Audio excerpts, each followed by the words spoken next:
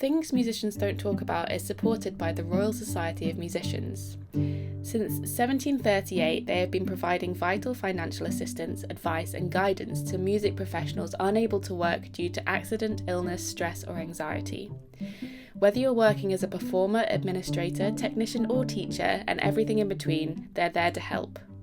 If you know of someone in need, you can contact them in confidence by visiting their website, which is www.rsmgb.org, or you can contact them by ringing 020 7629 6137. Support their work by becoming a member or donating today.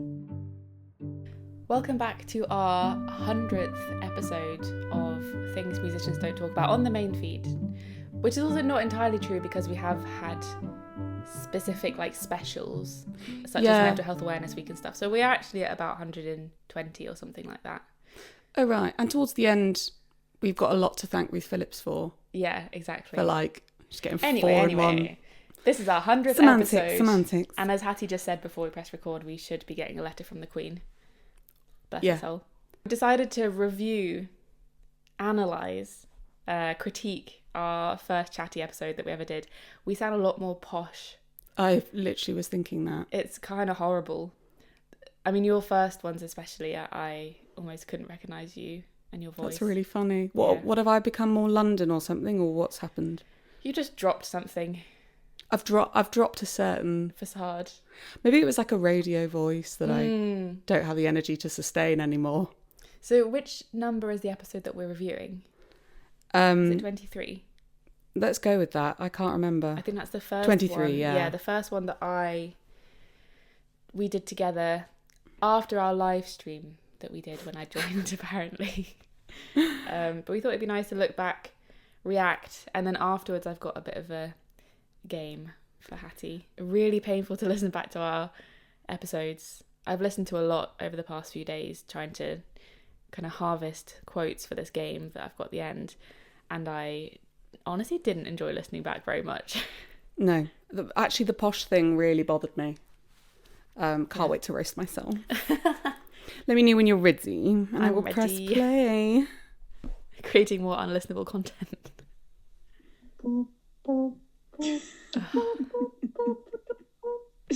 Hello. Come to join. Hello, Rebecca. Hello. How are you doing? I'm fine. How are you doing, Hattie? Elaborate on the fine. Yeah, just about to come to the end of my year-long job at the school in St Albans, and so lots of big transitions going on. I just moved house. That's another big one. Has anything actually changed? Because those two things are about to just happened as well. That's the thing. I've just finished my year and a bit long teaching job at St Albans. You're about to move house. I'm just about to move house. I've had some big conversations with people that I needed to recently. So everything feels like it's sort of being jiggled around in the snow globe. This could have been recorded this year. Wild. Which is... that was another thing that I got from listening back to our episodes, is that our problems are, widely still the same. How very depressing. Really depressing. Wait, which way would it be? Higher? No, lower. I can't deal with as much busyness as I used to be able to. Just knowing actually that if I'm feeling busy, I'm usually feeling numb because I'm just too busy. Yes. And then actually, once you sort of hone into your feelings, it's like, I actually can't be this busy to be able to hone into myself and everything. That's such a good point. Grief would like to know how you're feeling right now. I look back at that time and I go, I just wasn't that busy in comparison. And I also find it insufferable how much I've talked about being busy on this podcast. It just feels a bit like, well, then do something about it, But I know the point was that this year I couldn't really do much in money and that kind of stuff. But it's just a bit crushing to hear, what was this, 2021? 4 years ago, being in exactly the same position. Yeah. It's just quite depressing, really. But also what I found really interesting is at the beginning of the episode, we just can't take ourselves seriously. Which I know is a thing of we just started the podcast together, and that it was a new energy that we weren't used to. We've never ever even met before. Yeah. But I do feel like now we're able to take ourselves more seriously a bit. But I also think we're just more tired and grumpy and more cynical. Yeah. Like, I had more patience for your stupid jokes than I probably do now. Look, you can call them stupid jokes, or you can just say that you've lost your sense of humour. No. Well, I wrote that down as a quote. If your like core focus as a young person is like to achieve, then it's kind of like your feelings and your like emotional needs are left behind. But isn't that so ridiculous? Because when we achieve something, we should be able to celebrate it with the emotions that we have, and also to get there, we should be able to enjoy the journey and all these things. Like, it really minimalizes or like strips back the achievement if we don't have the richness of life and emotion around it. Have you enjoyed the journey over the past 4 years? The journey of what? I don't know. Just feels like we were talking about the point is to enjoy the journey. I remember listening to you say things like this and just feeling so seen and like you were the wisest person on earth. Because, and you are incredibly wise still. I'm not saying you're not wise now, but I think you were operating about 5 years ahead of everyone else back then. So everything I was hearing from you felt really like mind-blowing. I think if that is true, the distance between the time period that I was in and the time period that everyone else is in has shortened down now. It's not as though I've stayed 5 years ahead. I feel completely... That's really annoying because I could do with some 5 year ahead help right now. Well, thank you. Wow, that's not good enough. How are you? Because we did say this was not going to be just another interview of me. So my answer to that is like kind of like ask a less complicated question. Nope, I refuse. I suppose I wanted to say fine, but because this is what it is, I just feel like that's not fair to like what we're trying to build, you know, to just say I'm fine and then try and move on, talk about other topics, talk about other stuff. It's like, no. So I suppose today, like, I'm just feeling really, really down. Yeah. I seem so scared to be honest about that. But also, I was going to say that I think we've lost a little bit of that. Oh. Because saying that we're down. I'll be honest, because I don't feel down much anymore. Yeah. Mostly because I'm partly numb. Nice. And partly medicated and partly just a lot less. But I know what you mean. I think we're more honest about what's going on, but not always how it's affecting us really deep down. Yeah. I feel a lot more detached from my emotions, for better or worse. I feel like you've been quite honest about. Yeah. I think maybe we're just less governed by the ups and downs and like all the time. Yeah. So I suppose it has been like feeling down and like definitely been dealing with a bit of depression like recently, which is so, and like I've really struggled to admit it because it's like I don't like to be someone that has all this kind of like mental health CV. Yeah, you do. Because I definitely feel that now I do. Yeah. There's a lot of mental issues that I can like say that I relate to or have dealt with and stuff, and they all feel very like real. But I often worry that people are thinking like, oh God, what next? She's so problematic. She's got so many issues. Oh my God. You know what I mean? Do you still feel that? At that time I was going through, like, it was genuinely one thing after the fucking next. Yeah. It was insane. Like, in that year, I think I say it later, I was like, when I was recovering from self-harm. No, I was literally in the middle of self-harm but I knew I couldn't really say that. I probably could have, but like, it was a line you didn't want to cross. Didn't feel safe, yeah. So I'd literally, that year, I'd like got back into like an eating disorder. I'd also was like dealing with self-harm. But the year before that, I'd just had a breakdown and I'd like talked a lot about OCD and like how that affected my life. And it was literally like 9 months later, I'm in something that feels more like sadistically joyful. Are you self-harming now? Me, right now? No, I'm 3 years and 3 months clean. Yeah, but back then, holy shit, it was really hard to, like, want to stop. Mm-hmm.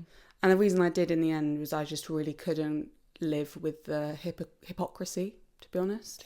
Yeah. And I think that's why I was struggling to talk here about how I was feeling, because I just felt like, I kind of knew I wasn't quite maybe ready to be totally honest, but also really wanted to be, but it was all very like... It's a classic case of the thing that gets us out of something is how other people might perceive our actions, so it being hypocritical, rather than actually leaving self-harm behind for the sake of yourself. I had a feeling that it would help all areas of my life if I stopped, and it did. I think the misconception of it is that it's related to depression. For me, not really. It was more related to feeling unexpressed. Like I didn't feel I could express myself properly. I think I see this in young people who self-harm, that they, well, I suppose everybody, but young people express it because they don't realise in such a strong way that it's not socially, like socially acceptable to talk about it. Or they'll talk about it in, you know, therapeutic spaces, that because it's not harming anybody else, what's the problem? And they are hurting themselves in some way, but as long as they're able to function, what's the big idea? And I think we see that across, I think young people in particular see that across adults in terms of like abusing alcohol or drugs, that they're like, well, they're still functioning and they're harming themselves, so why should I stop the thing that I'm leaning on as a crutch. I said it and I was like, no, wrong. It took me about 2 years to actually really believe I would never go back. Mm-hmm. Do you know what I mean? Yeah. So now there's absolutely, no way. But it doesn't mean it's not sometimes part of my mind, because I think that emerged as my addiction. I hadn't really had a little bit with food, but like that really felt like, I think that means that now I feel I can relate to people who struggle with addiction, because it was so incessant, like the pull. So I was still really going through that here, and like, yeah, feeling just confused about how much to share, and I'm still confused sometimes about how much to share. What's helpful? Case in point? Huh? Case in point, what's triggering and what's helpful? I will return. But this is the problem of putting labels on everything, is that actually, if we hadn't got labels on depression and anxiety and OCD, then we'd feel freer to experience all of them without being like a checklist. What a good point. That's what it is, though. That's what it is. It's like, I'm basically coming to terms at the moment that like there's part of my mental illness that I've really healed, and I can celebrate that. But I often feel pressure to like present myself as this really healed person who just wants to help other people and like blah, blah, blah. But actually the reality is I do still struggle. And I think part of like delivering a good, not service, but like delivering an authentic like platform and stuff. I feel like I'm talking really slowly. I had this when I listened on 1.5 and 1.75 speed. I was like, this feels like the appropriate speed. We speak slowly. Should I speed it up? We don't get to the point very quickly. No, I think it's fine. Okay. For those people who are listening now who didn't catch what you were saying on the Instagram stories, do you want to give a little summary? Yeah, sure. So this is where I start talking about suicide. So just a trigger warning. In what context? Remember? Wait and see. No, I think about. I start talking about the fear of. Okay. Talking about suicide. But not details. So it's all quite meta. Yeah. But it, just in case. Suicide and why people find themselves in that place, or you know, and the reasons why people go through with it, how you can prevent it and everything. And they were talking a lot about asking people openly, you know, if you sense that someone's struggling, having the courage to ask someone the question, you know, are you feeling like you want to end your life? You know, and I was just considering, if somebody asked me that question and I was, what would I say? And I think being the kind of person who likes to think my image is quite, you know, wholesome, blah, blah, blah, safe, or all these kind of things I put on myself, I think the way I react to that would be like, oh, no, you know, I mean, I'm feeling low, but I would never consider that, you know, I haven't planned for anything, you know, whereas actually the reality inside my mind might be quite different. Yeah. Every time I've been suicidal, I haven't felt able to verbalise it. I've, since this episode, worked with a lot of suicidal people, and generally people that want to end their lives or really seriously considering it don't open up about it. This is a huge generalization. Don't open up about it because they don't want to be stopped if it came to that. Whereas people that reach out aren't seriously considering it, but there's a bit more of a desire for people to help them not do it, even subconsciously. So I that's really interesting. Do still agree with your point that you said in the episode of you haven't been able to when you've really been considering it. And I think it's very easy for people to, I might go on to say this, but like to encourage you to talk and to encourage you to verbalise it and say it out loud.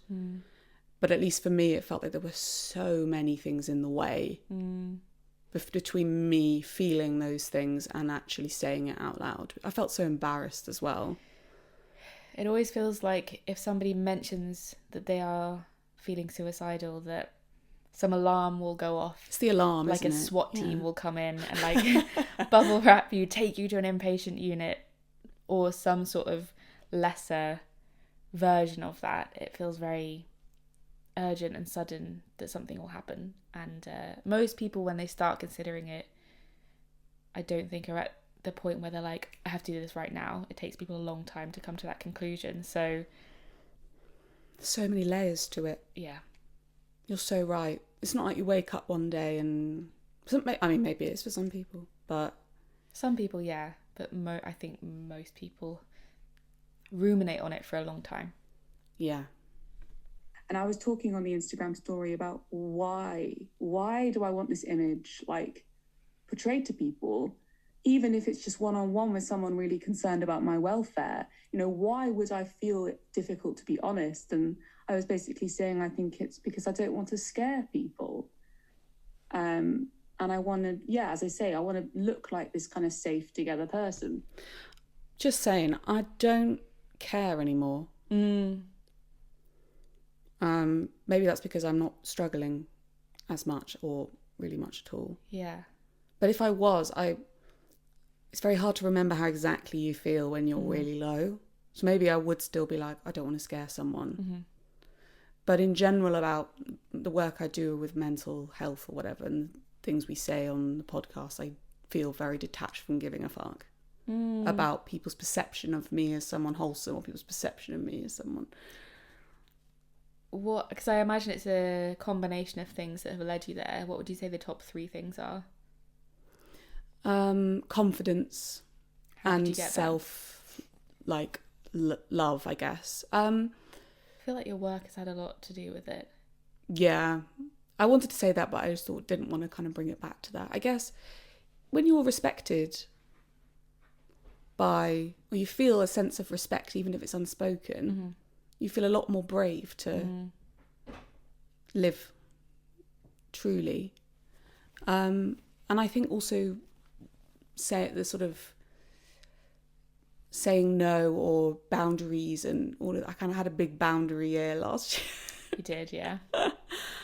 And I think that's really kind of aided this is my story.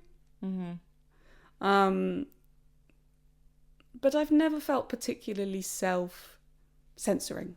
No. At least I haven't known you to be that. No, but I think back here I probably was still a bit like, how far am I going to go? What is going to be? I might skip on a bit now, I don't know. I think, because obviously, yeah, you get the masculine, not going to talk about this. But, I mean, you still get that when it comes to something serious, as you say, like suicide and ending somebody's life. There's this blanket, not going to talk about it across everybody. When you think about all the work that's being done to talk about mental health, of course, everything to do with mental health is serious, but suicide is arguably one of the most serious elements of mental illness. And where am I going with this? It just seems come on, like there's still a lot of work to do, obviously, to break down these barriers between people being honest. And as you say, it is this, I don't want to scare this person. Most likely this person that's asking you is either somebody that loves you, feels very strongly as a friend towards you, they have a strong connection to you. If they're asking, they've already considered the fact that you are. Yeah. So are you saying... And they're ready to deal with that. Yeah, they are laying themselves open. But actually, I'm thinking, apart from a GP, I've never had anyone ask me that question. No. I don't know about you. Oh, I guess counsellors. Yeah. Tick box, yeah. Oh. Have you recently had anyone ask you that question? Were you listening? Yeah. Oh, okay. Have I recently had anyone ask you that question? My therapist asked me if I was feeling at risk to myself recently, or maybe like a month ago or something, and I always cry whenever she asks me this. She's asked me several times over the past 2 years, just when she can see that I'm getting into a pattern of some sort of lowness or self-sabotage, actually. And I always immediately cry because it feels like somebody's seen you, somebody's cared, somebody's also taken a risk. It is a risk, to ask you. It's kind of beautiful. I don't know. It is. Because often the answer is no, like I'm feeling no risk to myself, but it leads on to a conversation of self-care and what could I do if I did feel like that, and it feels very safe and very caring, but quite a shock because it's such a contrast to conversations that you might have with other people about self-care. Nobody asks you that directly, so it's a bit like, oh my god. This is why it worries me if people don't have a therapist or can't access therapy. Yeah. Because I feel the same. No one's ever asked me that question out of the context of therapy. And I've needed someone to, I guess. But I wonder, is that... I agree that more people should be able to access therapy or therapeutic support in some sense. But also I feel that we should be able to bring those conversations into our daily social lives. Same. Okay, well, I want to present this. I'm such a fan of the Yeah, but it's dropped off in the past few years.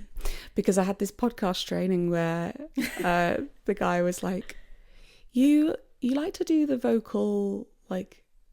validation thing.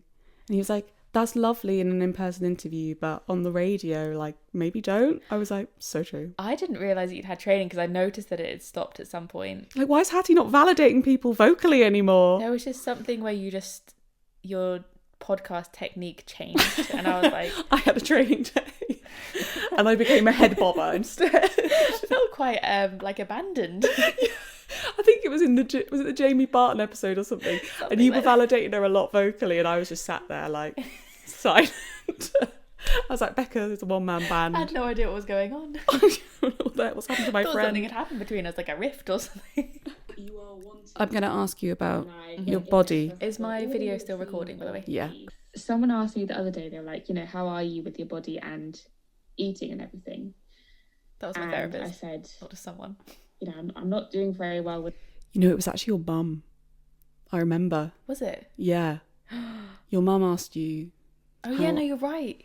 How are you with your body at the moment or something? That's so true. I think what is it, 2021? And that was at the time she was talking about getting you therapy for it, or? No, that was a few years. Oh no, wait, because I started with my current therapist in 2023.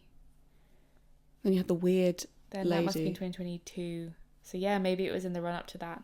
I think, yeah, maybe you were talking to her more about it. Yeah, because I think we'd had our big argument. After you'd been on my podcast? Yeah. Well, mine at the time. Well, it was yours, yeah.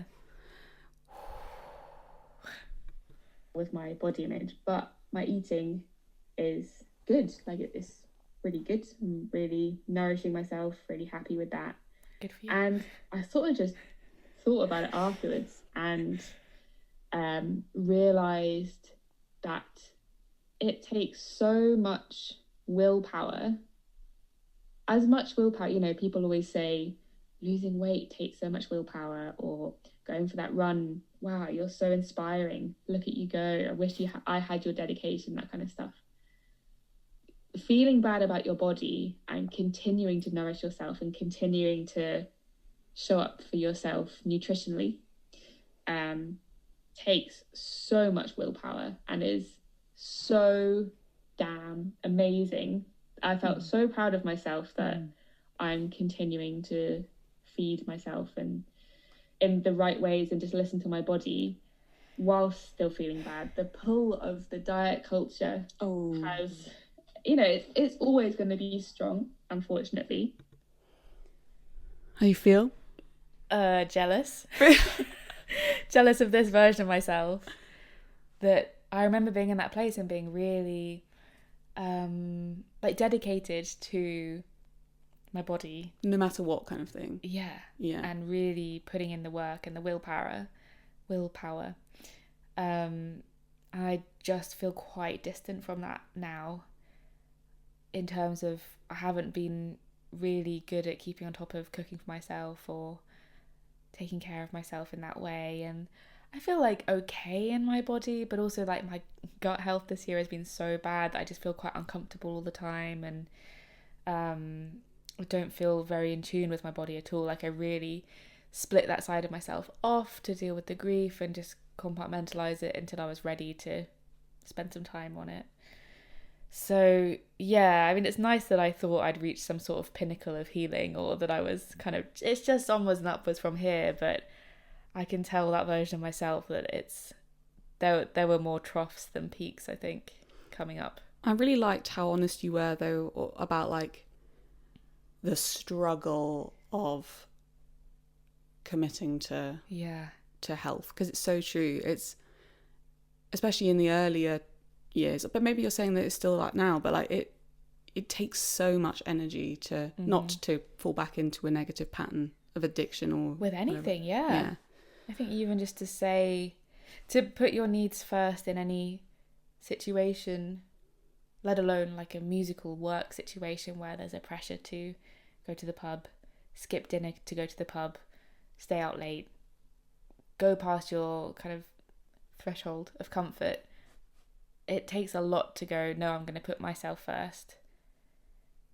That never changes, no matter how good you get at doing that. Oh yeah, how are you feeling about the future? Is like just drop that window. How are you feeling about the future? The next subject, but I also thinking about, you know, your aura as a kind of therapeutic. My aura. You have such an aura as like a therapeutic. I'm glad I ripped the shit out of you for aura then, as well. I know that we've also spoken about this. Gosh, so much we've already covered with you. I don't know where to go now. You guys were not in on our conversations, so. Fake laugh. Horrible. I appreciated you trying to laugh at my joke that wasn't a joke. Like, doing your level 3 in September, counselling training. I'm a bit confused because I did level 2 and now I have to do level 2 again because they didn't recognise it because it was a different online one.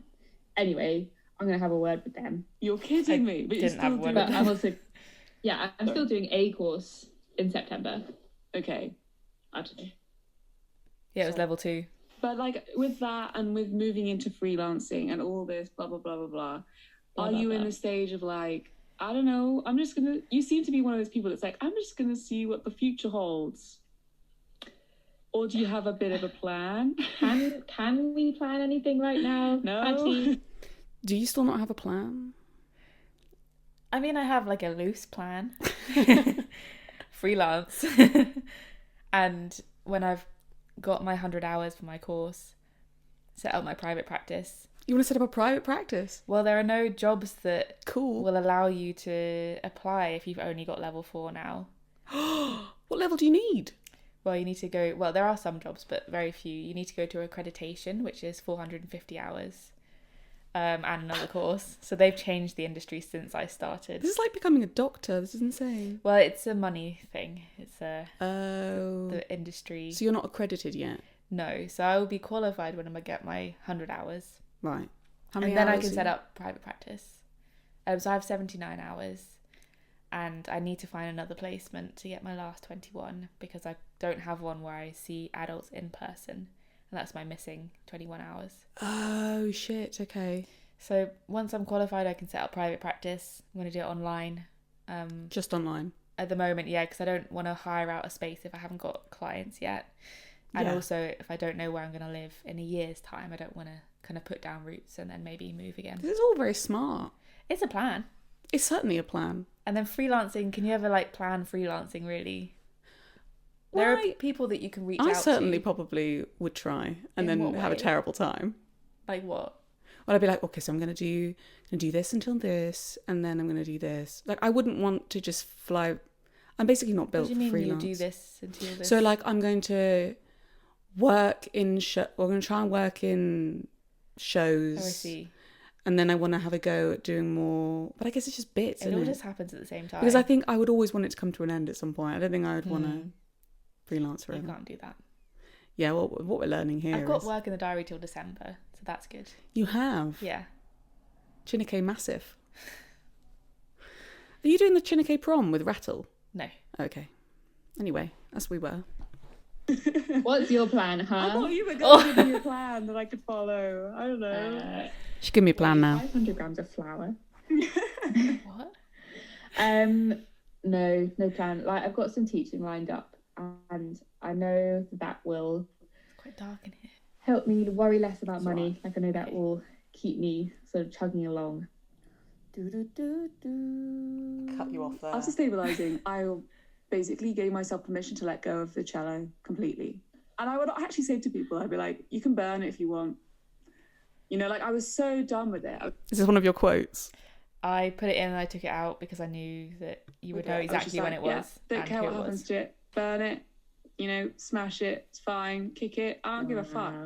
I was so done. I was so angry at it. This really shocked me earlier when I heard this. I was not expecting that. I don't give a fuck. Oh my God. Because even though I still don't play it really much, it's not how I feel towards it. I didn't know I ever felt that way towards it. That really surprised me. Yeah, I don't think you actually wanted that to happen, but no, but I didn't know the concept. I'd lost touch with how actually angry I'd felt back in 2021. I don't know why, but I had this real time of just like, didn't want to look at it, didn't want to touch it, so pissed off with the whole thing, which actually looking back is kind of hard to remember, but it definitely happened. Mm-hmm. But I believe you. But I just had this thought, like, it's fine, let it happen, it's okay. Like, so I did, like, I really barely touched it for a good kind of 3-4 months. This is funny. And I mean, like, maybe practiced once a week. Oh my god. Oh my God, only once a week? So regular. Like, very little. But I had a great time. You know, when I did play it, I just had a laugh kind of thing. Mm-hmm. And then I just started getting back into it kind of because I felt I should a little bit. But then also it got to the point where there was this real kind of void. And I was like, do you know what, let's try. Let's just see. And that is making me really excited. The only thing that's not making me excited is the thought of trying to get work. And money, and I really want to come to London. This is where I'm at. I'm desperate to come to London, desperate to work. You weren't in London yet? A kind of music service setting. Mm-hmm. So I recorded this when I was still living in the convent. That was it. And then I went to live with my parents for 6 months. Wow. I worked in the hotel. But at this point, I really wanted to try try the cello again. So I spent the autumn auditioning for master's programs, and it was a complete mess. Because as I say, like, you can tell I'm not... You didn't like the cello? Gassed by it. Yeah. Like, I'm saying, like, I don't know. Yeah, I guess I'm gonna try. It's like, no, babe. It's dead. I feel like I've applied for every job under the sun and haven't had any apply for the jobs I said.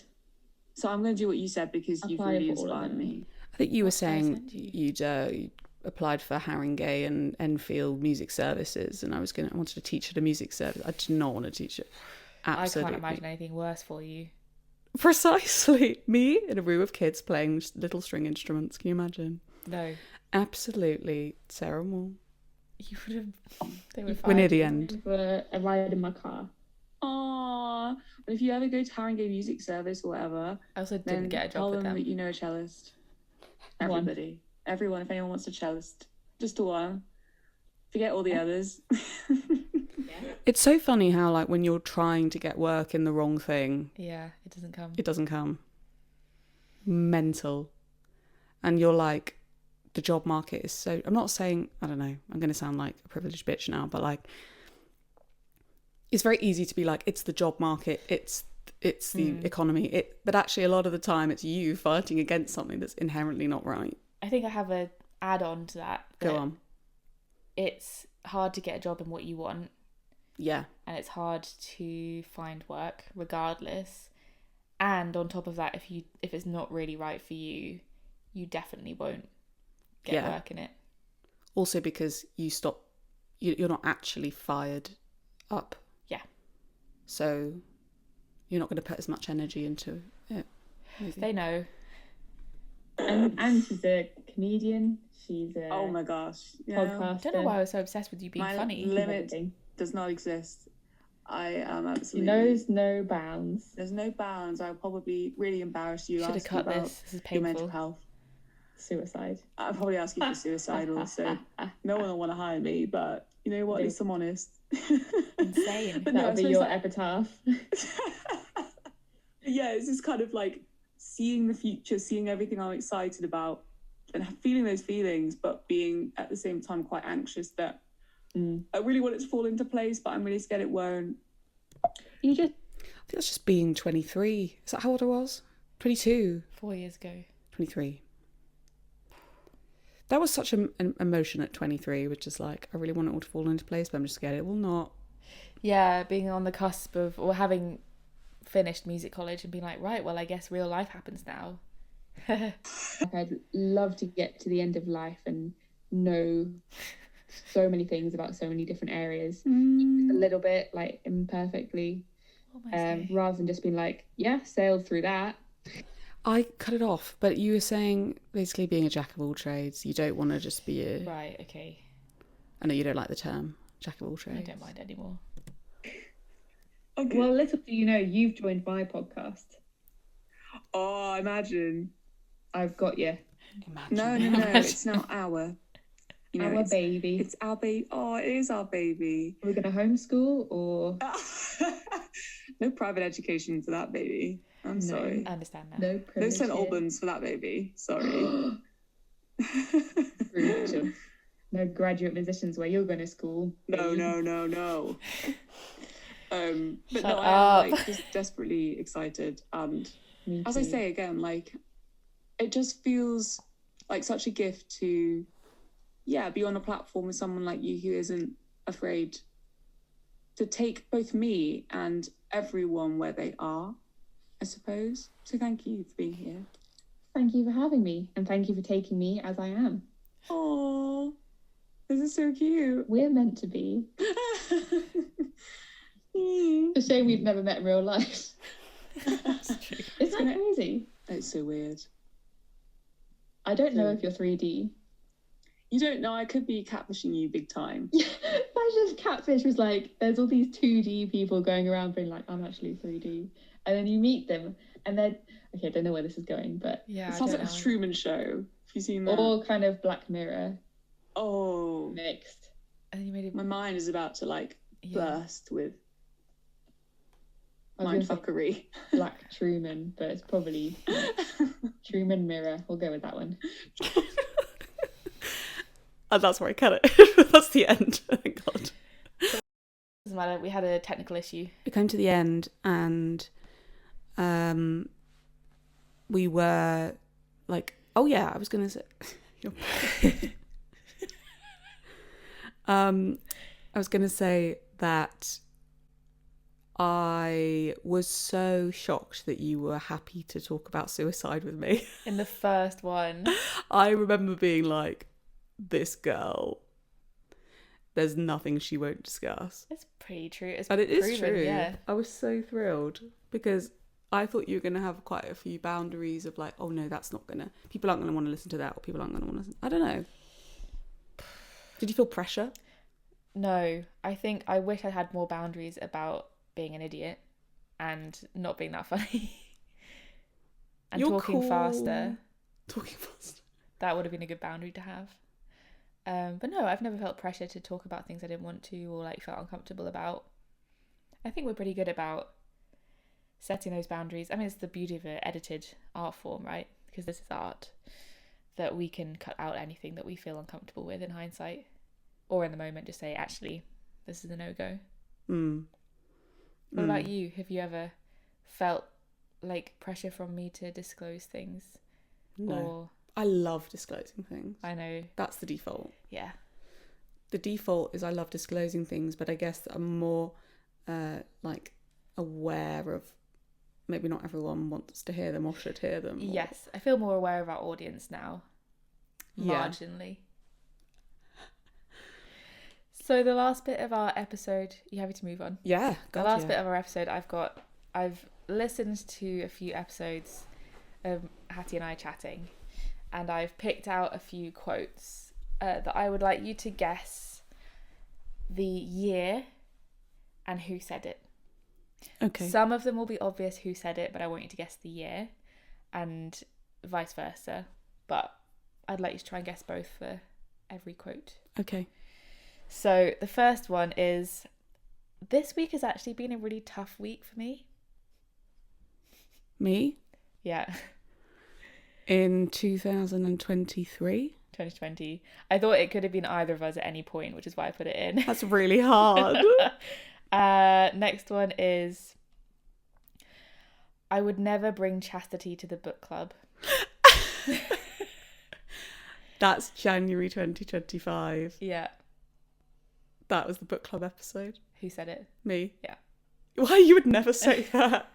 Although you probably wouldn't bring chastity to the book club either. I probably wouldn't know. That book was great. Anyway, continue. Yeah. What right have I to talk about mental health and healing and all that when I would still consider myself in recovery at the moment? That's me. Because you're fine. Because I've never had to recover from anything. I thought the year would be interesting. 2022. One. It was your first mental health walk. Oh, really? Do you remember that series you did with the Digimics? Or equivalent? Oh my god, this is so embarrassing, but I really wanted to learn all the kings and queens of England and their dates. That's one of my own, I think. 2021? Yeah. That was in the interview with me. Oh. That was the first time we talked. I was so comfortable. So comfortable. This, I want you to guess who, because it's a bit of a mixture. Cock block. The musical cock block. Other person. Do you want that on the main feed? Other person. Yes. No. Was it on the main feed? Yeah. Musical cock block. This is really funny.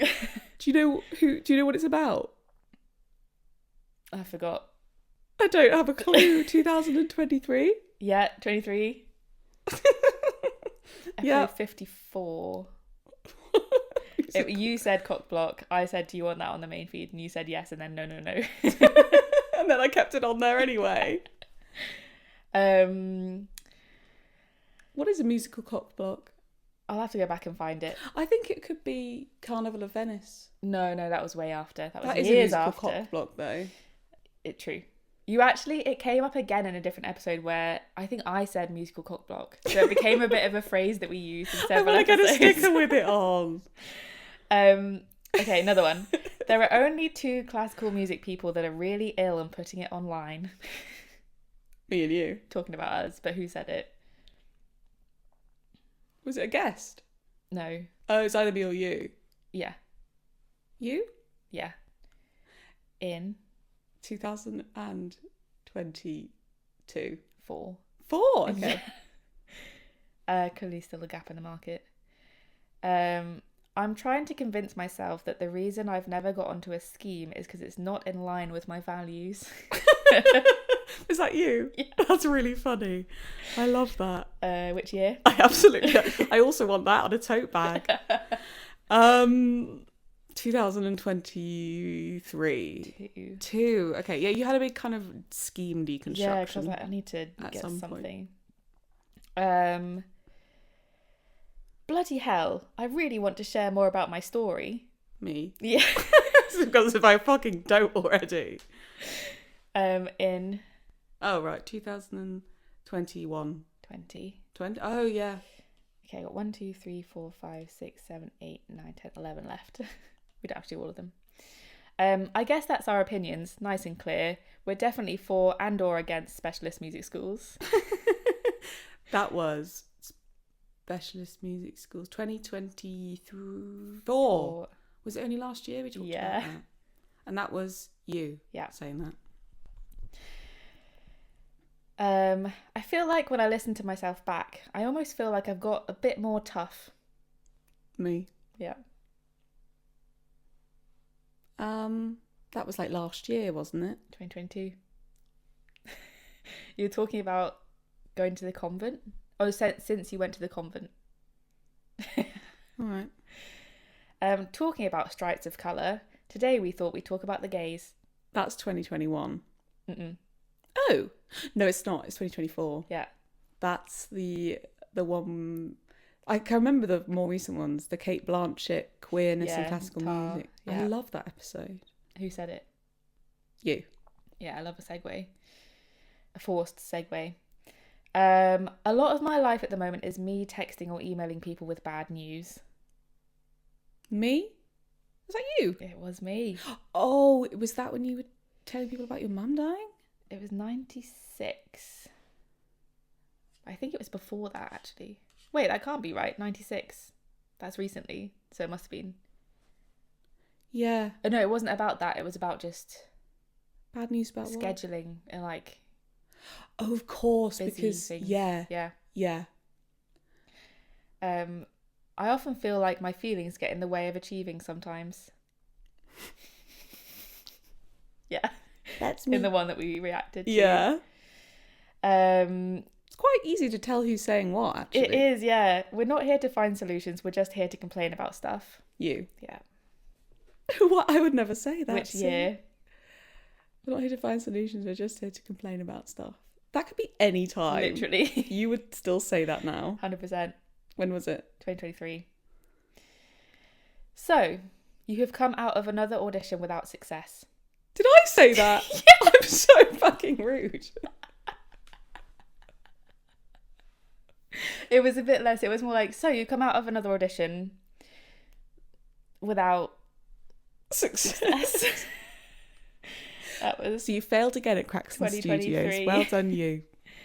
4 more.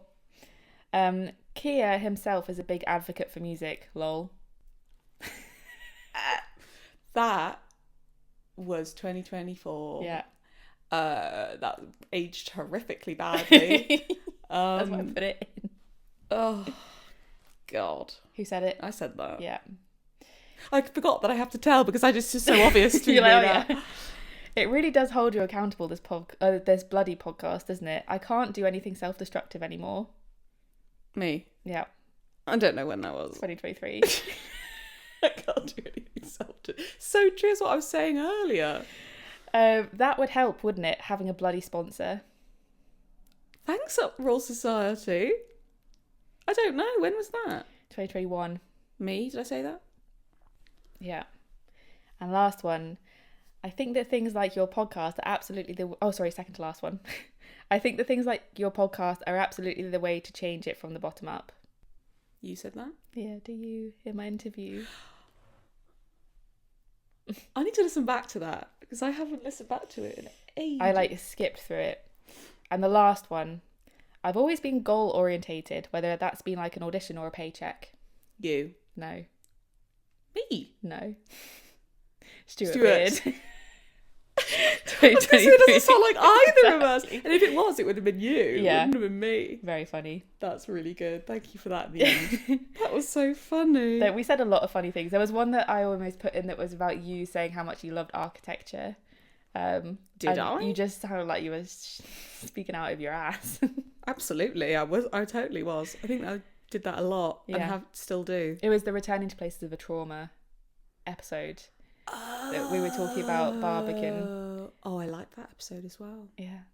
I like a lot of these. I like a lot of bits from them, but I think listening to them in entirety is a bit difficult. Boring. Really quite boring. Boring. We need to I think a lot of it could be said cut in much shorter time. I agree. But like, whatever. So on that note, let's say goodbye. Bye. Happy 100th. Happy 100. Thank you for stanging around. Staying around. Thank you for sticking around and join us for our 200th. That was really succinct. And stick around. Like and subscribe. Give us a review. Something. We're going away for August. Oh yeah. It's our break. But like probably not for you, because still episodes will be scheduled. Yeah. For you. But we will be nowhere to be seen. We won't be replying to your fan mail. All right. Thanks for this. Thanks. Love Bye. you. Bye.